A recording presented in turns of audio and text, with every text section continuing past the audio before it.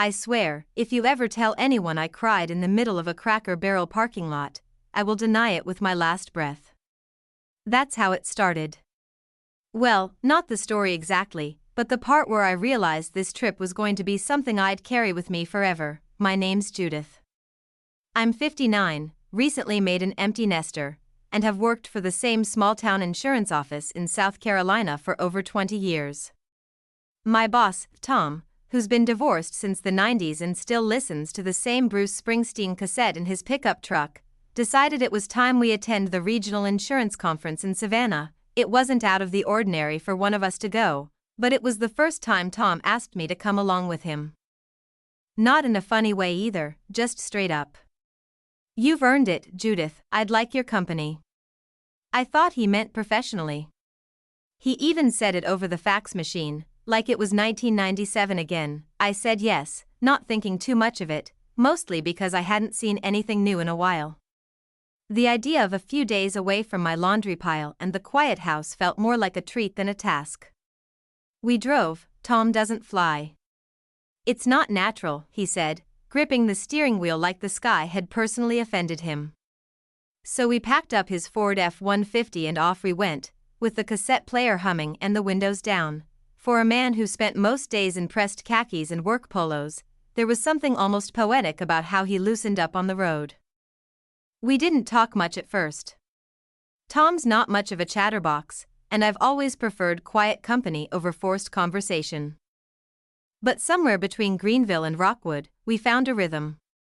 He told me stories I hadn't heard before, about the early days of the office, his sons who live out west, and the old hardware store his dad used to run. I nodded along, laughed at the right places, and shared a few memories of my own. Then came the Cracker Barrel incident. It was late afternoon. We had just finished eating, and I was browsing through the little country store at the front while Tom paid the bill. I picked up a ceramic angel holding a basket of apples. It looked like something my mother would have kept on the windowsill.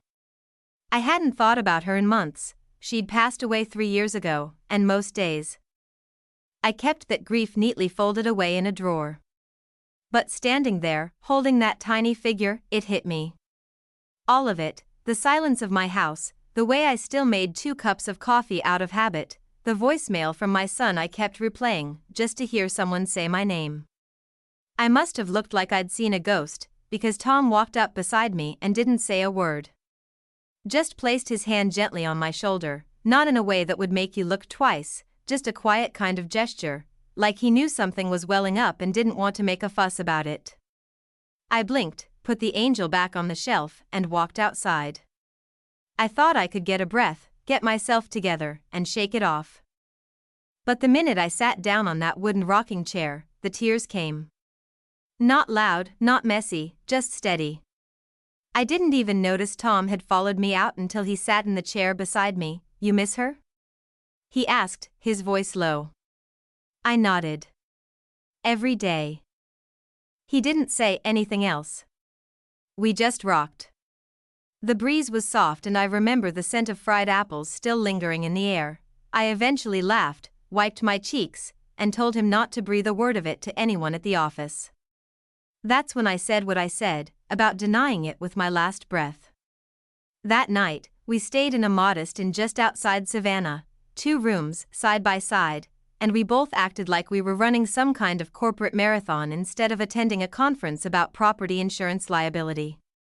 Tom even brought a clipboard, but somewhere in the shuffle of schedules and handouts, he did something I didn't expect. After the first day of panels and keynotes, he asked me if I'd like to take a drive with him, see the outskirts a bit. I thought it was just to kill time. We ended up at a quiet overlook by a lake. The sun was going down and it painted everything in gold. Tom pulled out a little cooler he'd packed. Inside was a simple picnic. Ham sandwiches, apple slices, and those ginger cookies I once mentioned I liked, way back in the office months ago. Didn't think you remembered, I said, smiling. I remember more than you think, he replied.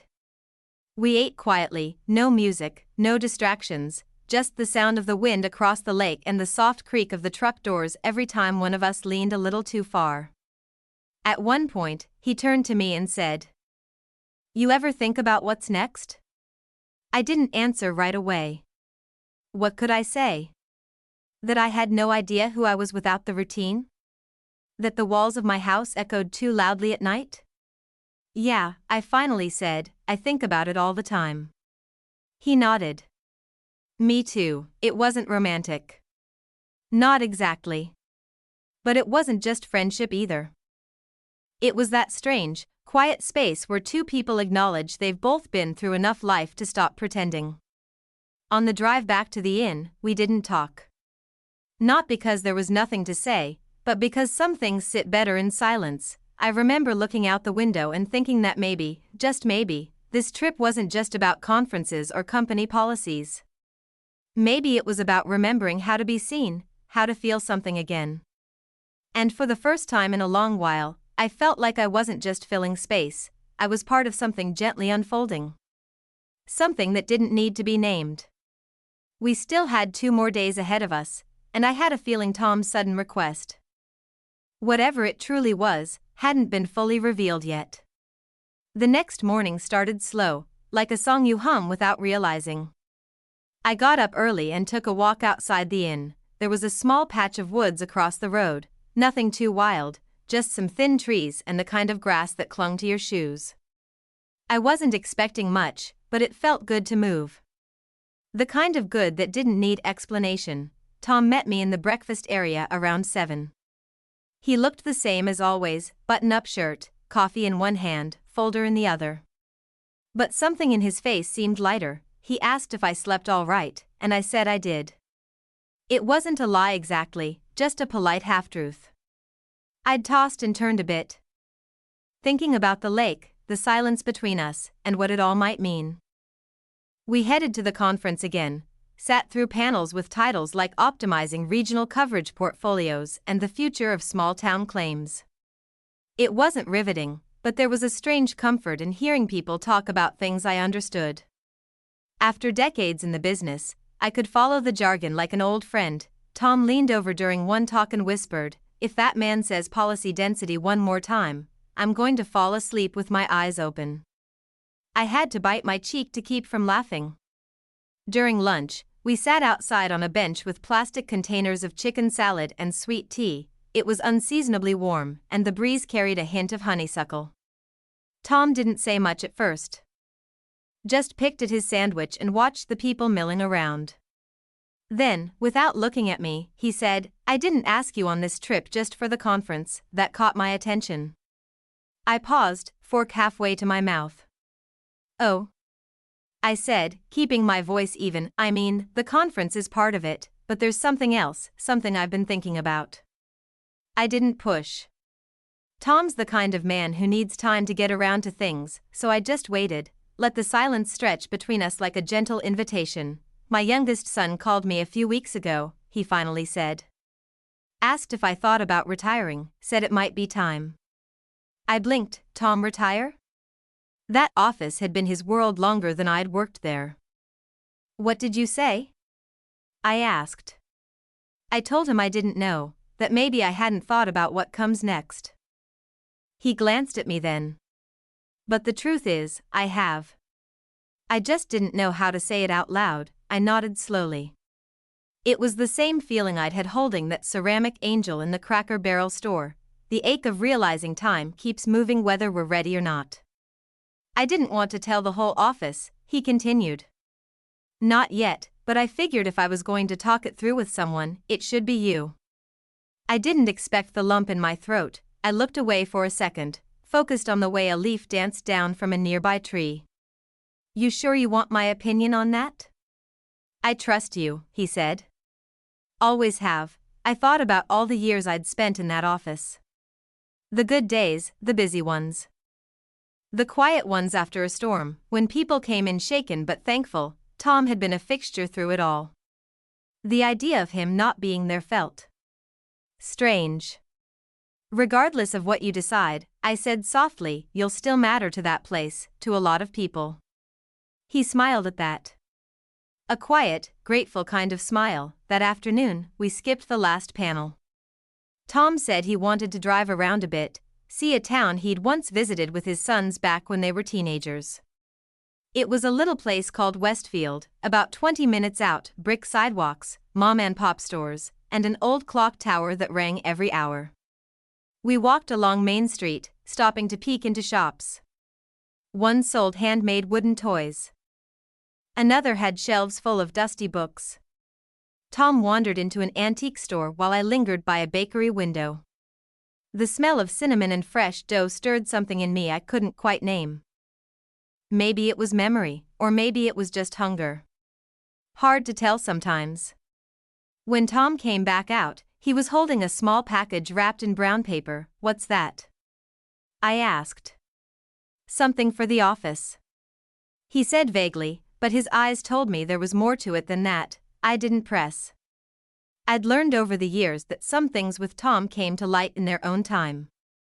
We drove back as the sun dipped low, casting long shadows over the road. Tom didn't talk much, but he tapped the steering wheel in rhythm with a song on the radio, one of those old tunes that somehow always makes you feel 17 again, no matter your age. When we got back to the inn, I stood outside my door for a moment longer than usual. "Thanks for today," I said. Tom nodded. "You're good company, Judith." "You too." He started to turn, then paused. "There's something I'd like to show you tomorrow, before we head back." "Another lake?" I teased, something like that. I went into my room with questions swirling in my head, but oddly, I wasn't restless that night. I fell asleep thinking about brick sidewalks, brown paper packages, and the way Tom had said he trusted me. Maybe that was what this trip was about all along. Not just policies and claims, but the space between people. The places where trust builds slowly, like layers of old paint on a familiar wall. I didn't know what Tom planned to show me the next day, but for the first time in a long while, I was curious about what came next, not just for him, for me too. I woke up to the sound of birds outside my window, and for a moment, I forgot where I was.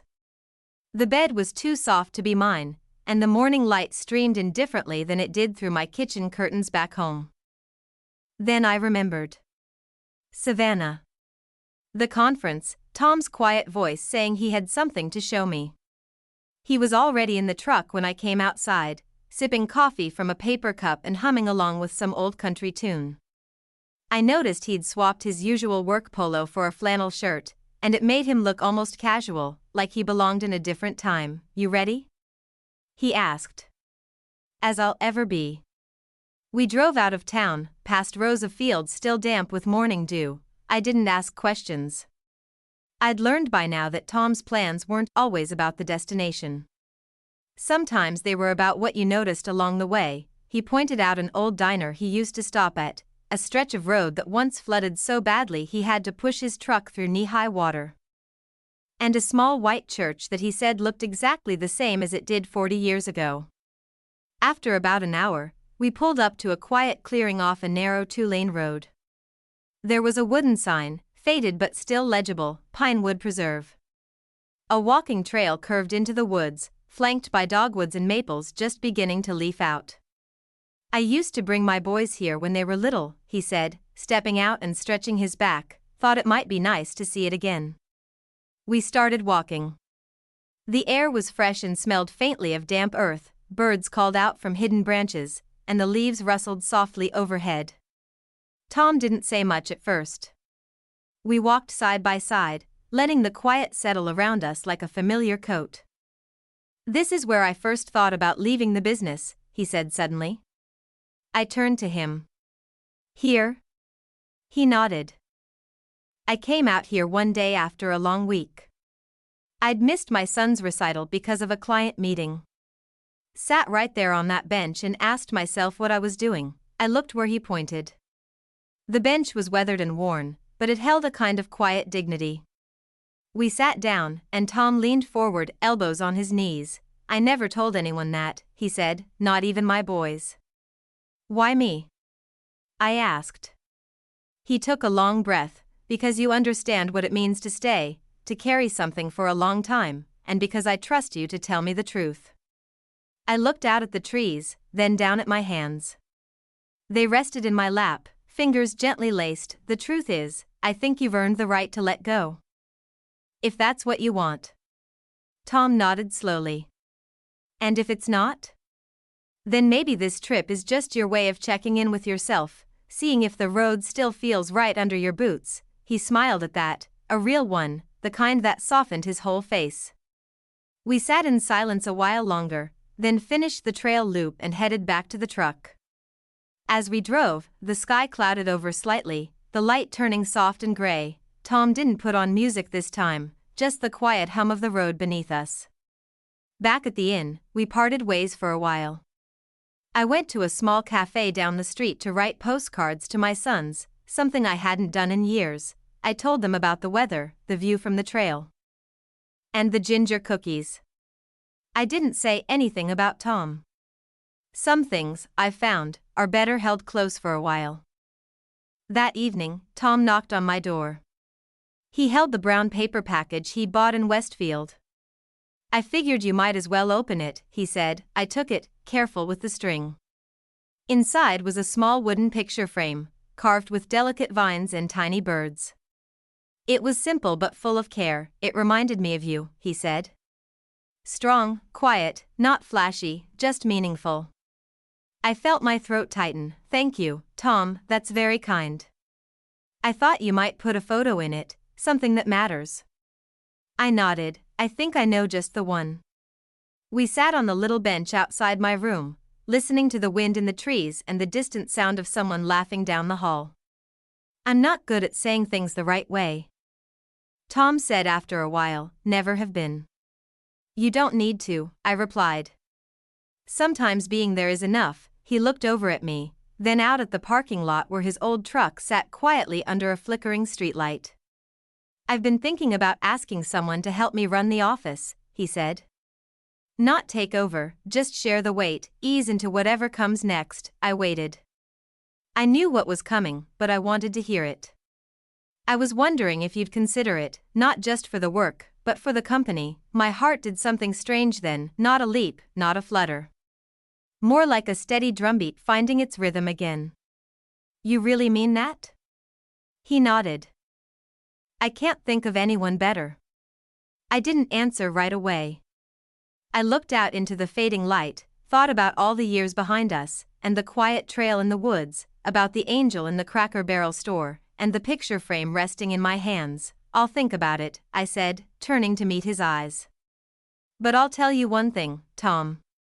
I haven't felt this scene in a long time. He didn't reply, just placed his hand gently over his knee, and nodded like that was all he needed to hear. We sat like that a while longer, two people not quite done becoming who they were meant to be. And though neither of us said it, I knew we weren't just on a trip anymore. We were on the edge of something different. Something quietly hopeful, like spring waiting just below the surface.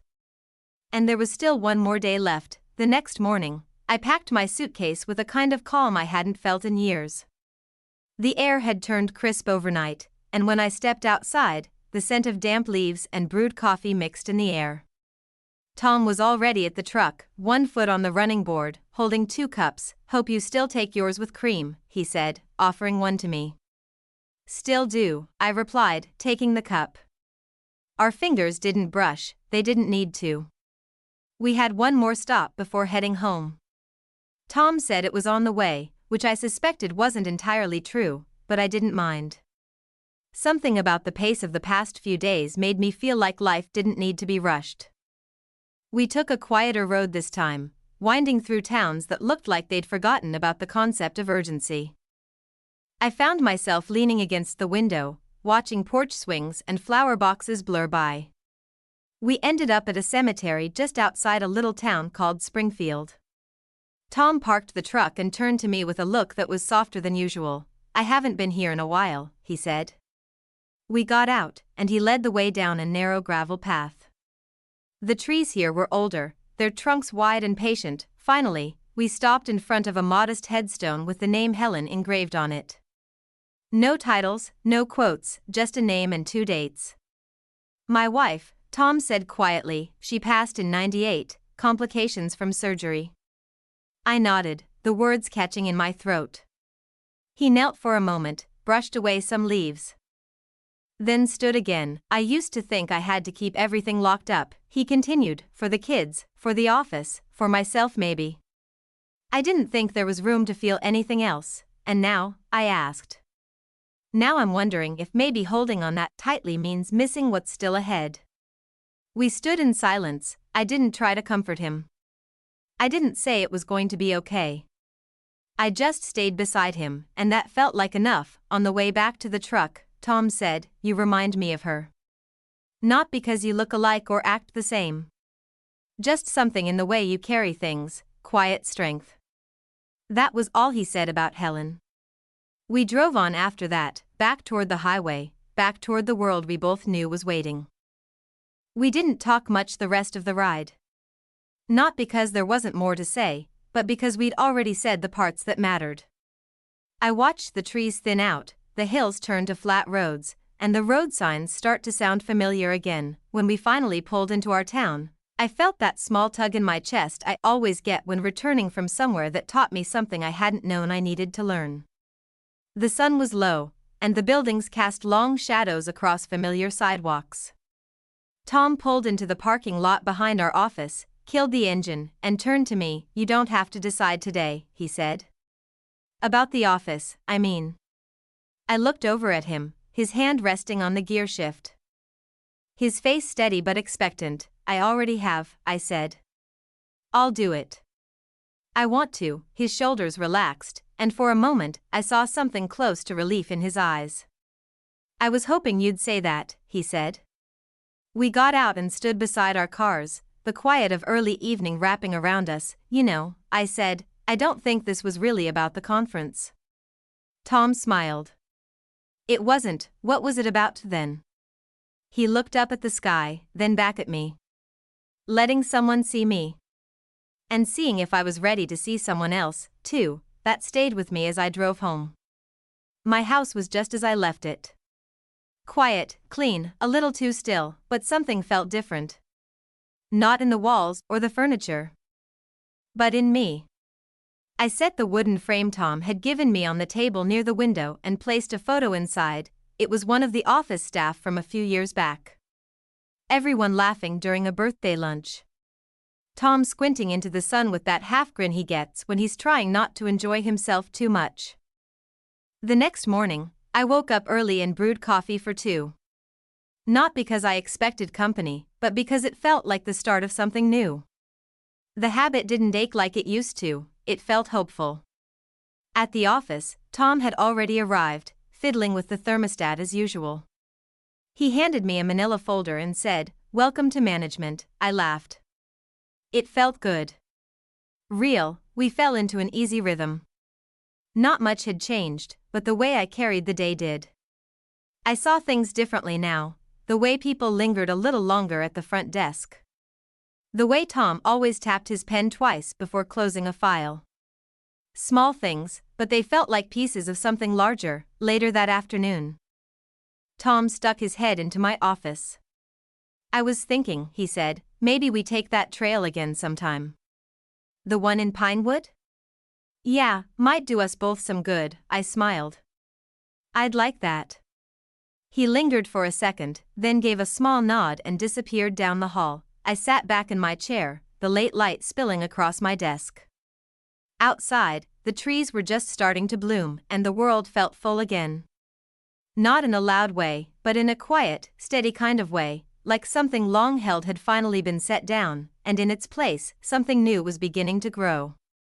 My boss's sudden request had turned out to be more than unforgettable. It had been a door, a slow, careful opening into something unexpected. Not romance. Not drama.